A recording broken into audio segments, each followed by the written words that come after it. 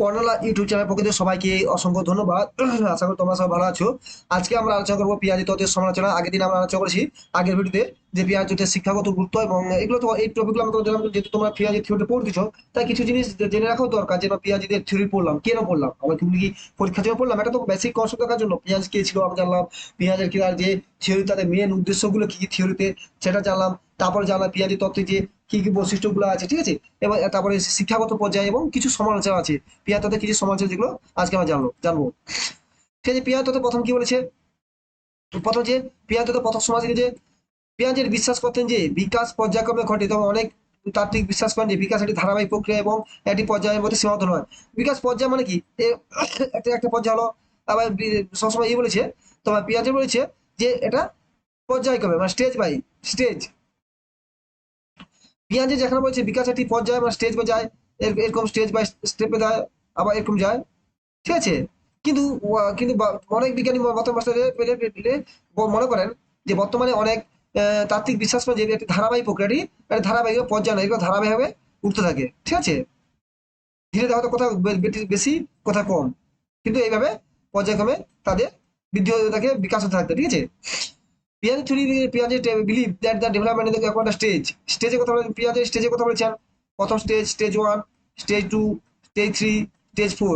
কিন্তু কিন্তু the many others theorist believe that development is a continuous process and not confined the stage. Development কি continuous process, ঠিক আছে, এরকম আস্তে আস্তে বাড়তে থাকে।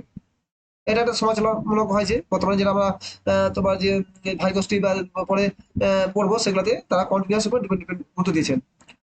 যেগুলো পেঁয়াজি বিশ্বাস করতেন তিনি পরিণত হওয়ার সাথে সাথে শিশুরা শেখে, কিন্তু সাংস্কৃতিক সামাজিক এবং পরিবেশের প্রভাব তিনি ব্যর্থ করেছেন। তিনি বলছেন যে তিনি যখন তার যে বলে বলছে কগনিটিভ ডেভেলপমেন্ট, পেঁয়াজের থিওরি মেনলি এটা এখানে ভালো একটা সমালোচনা আছে, এই সমালোচনা ভেরি ইম্পর্টেন্ট।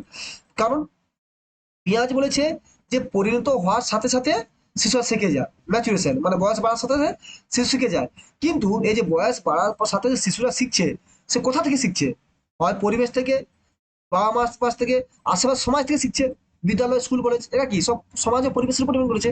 কিন্তু পেঁয়াজের এই যে এটার উপর গুরুত্ব দেয়নি, পেঁয়াজ একবার গুরুত্ব দেয়নি যে শিক্ষার ক্ষেত্রে সাংস্কৃতিক সামাজিক পরিবেশের গুরুত্ব দেয়। তারপরে এটা বিশাল বড় একটা ফল্ট, মানে একটা জিনিসটাকে তিনি এড়িয়ে গেছেন।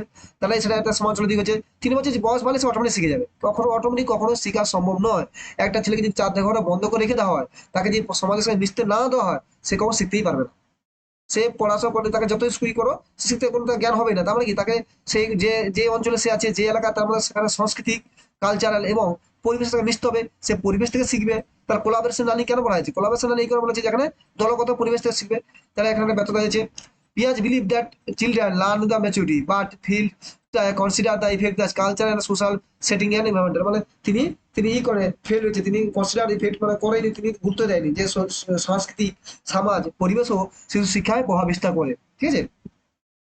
2 নম্বর আছে, 3 নম্বর কি আছে দেখে, স্কিমা ধারণের একটি অভ্যন্তরীণ প্রক্রিয়া যা পরিমাপ এবং নিশ্চিত করা যায় না। অন্যরা ধারীরা স্কিমা ধারণকে একমত নয়। মানে তিনি যে স্কিমা ধারণা করেছেন, এবং এটা একটা হচ্ছে যে কোনো অর্জিত জ্ঞানের সম্বন্ধে স্কিমা বলে, যে জ্ঞানটা অর্জন করে সেটা স্কিমা।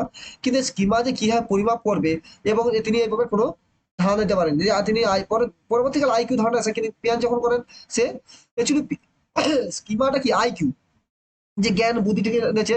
কিন্তু পরবর্তী যে না, অ্যাকচুয়ালি ডাইরেক্ট আইকিউ বলা যায় না, কিংবা আইকিউ আর স্কিমার মধ্যে একটা সামান্য ডিফারেন্স আছে। দেখো, আইকিউ হলো কোনো কিছু সমস্যার সলিউশন, সমস্যা করতে ক্ষমতা, তা আইকিউ। কিন্তু স্কিমাটা লাগবে, তুমি সমস্যার সমাধান করবে, তোমার মধ্যে কিছু থাকলে তুমি তো সমস্যা সমাধান করবে, ঠিক আছে। আগে থেকে কিছু জ্ঞানী থাকে, তবে সমস্যার সমাধান করতে পারবে। সেরকম স্কিমাটা কি, তুমি জ্ঞানটা অর্জন করলে সেই জ্ঞানটা অর্জনটাই হলো তোমার স্কিমা, ঠিক আছে। এবার স্কিমা বলছি, স্কিমাটা কি পরিমাপ করা যাবে, সেভাবে তিনি পেঁয়াজের কোনো ধারণা দেয়নি। যে স্কিমা বলে ধারণা দিয়েছে যে কোনো একটি নির্দিষ্ট মুহূর্তে অর্জিত জ্ঞানের সমষ্টিকে স্কিমা বলে। কিন্তু স্কিমাটা কিভাবে পরিমাপ করে সেভাবে তিনি বলতে পড়াতে স্টার আইকিউ করে স্কিমাটা পরিবর্তন সময় হয়েছে। The concept of schema is an the internal process which can not measure the confirm others theory does not agree the concept of schema. তাই ওটাকে মেনে নিতে পারছে না যে তোমার জ্ঞানটা হচ্ছে তুমি কতটা জ্ঞান করেছো, সেটা মাপ যদি না হয়, তাহলে সাইন্টিফিক যে প্রুফ না থাকে তার কোনো ভ্যালু নেই, ঠিক আছে। তাই আমরা কি এটাকে মানতে চাই না। পেঁয়াজের ছোট নমুনা আকারের উপর অধ্যাত্মিক অধ্যয়ন চালিয়েছে এবং তার অনেক অধ্যয়ন তার সন্তানের উপর করা হয়েছিল, যা ইঙ্গিত করে যেগুলি ফলাফলগুলি পক্ষাপাত হতে পারে। তিনবার খুব ছোট নমুনা, যে একটা তুমি একটা যখন তুমি যা একটা পরীক্ষা হচ্ছে খুব একটা বড় ধরনের গোটা সমাজের উপর বা বিশাল একটা বিশাল বড় অঞ্চলের উপর তোমার করা উচিত। তুমি যদি তোমার একটা ছোট নমুনার উপরে কেবল সব ম্যাক্সিমাম পরীক্ষা তার নিজের ছেলের উপর করেছিলেন। বাস্তবে আরো যে ছেলে আছে যদি একরকম মানুষের প্রতিটা শিশু তার একরকম নয়, হাজার রকম শিশু হাজার রকমের চিন্তা ভাবনা, তাদের ব্যক্তি ম্যাচুরিটি আলাদা। তাই সেটাকে অনেকেও স্বীকার করতে পারে যে এক রকমের উপর ডিপেন্ড করে কোনো থিওরি দেওয়ার সময় না, আরো পরীক্ষা করা উচিত ছিল। Piaget carried the studies on small sample size. Many student studies very well carried not this children, including the result might decide মানে তুমি প্রেক্ষাপট দুষ্ট হতে পারে। কেন একটি শিশুর উপর দিয়ে তুমি যদি একটা থিওরি লিখে দাও, সেটা ভুলেও যেতে পারে, কেন অন্য শিশু থেকে অন্য রিপোর্টও আসতে পারে। ঠিক আছে, এটা বেশি ইম্পর্টেন্ট নয়, বেশি ইম্পর্টেন্ট এই সমাজের মধ্যে তোমার এটা পড়বে যে পেঁয়াজ কিন্তু পেঁয়াজ তোমার করে না, তোমার সোশ্যাল গুরুত্ব দেন।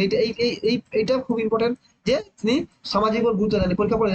পেঁয়াজের তার চাইল্ড ডেভেলপমেন্ট থিওরিতে তিনি কিসের গুরুত্ব দেন, তিনি সমাজের পরিবেশের স্বীকৃতি তিনি গুরুত্ব অস্বীকার করেছেন। কিন্তু পরবর্তীকালে ভাইগোষ্ঠী যখন দেয় তিনি সমাজের গুরুত্ব দিয়েছেন, যে মানুষ শিখে সময় থেকে শিখে, কিন্তু পেঁয়াজ বলছেন মানুষ অটোমেটিক শিখেছে, যেটা কখনো সম্ভব নয়। ঠিক এগুলো থাকে। কিন্তু আসলে আমরা পেঁয়াজ ভারতের পেঁয়াজ গুরুত্বপূর্ণ, কারণ তিনি প্রথম তার দিয়েছিল এবং তারই ধারণা থেকে পরে আসলে বিশ্লেষণ করে সমালোচনার মাধ্যমে নতুন নতুন তত্ত্ব আছে। তাই পেঁয়াজ সারা জীবনই যতদিন সাইকেলটি থাকবে পেঁয়াজ ততটি চাইল্ড ডেভেলপমেন্ট পেঁয়াজ ততটুকু খুব গুরুত্বপূর্ণ থাকবে। Thank you. ভালো পড়াশোনা করো। যদি ভালো লাগে চ্যানেল সাবস্ক্রাইব শেয়ার করে দেবো বন্ধুদের। এবং পরে ভিডিও আমরা এরপরে আমরা ভিডিও এমসিকিউ আলোচনা করবো, যেগুলি তোমাদের টিআরই থেকে খুবই ইম্পর্টেন্ট। থ্যাংক ইউ, ভালো থাকো।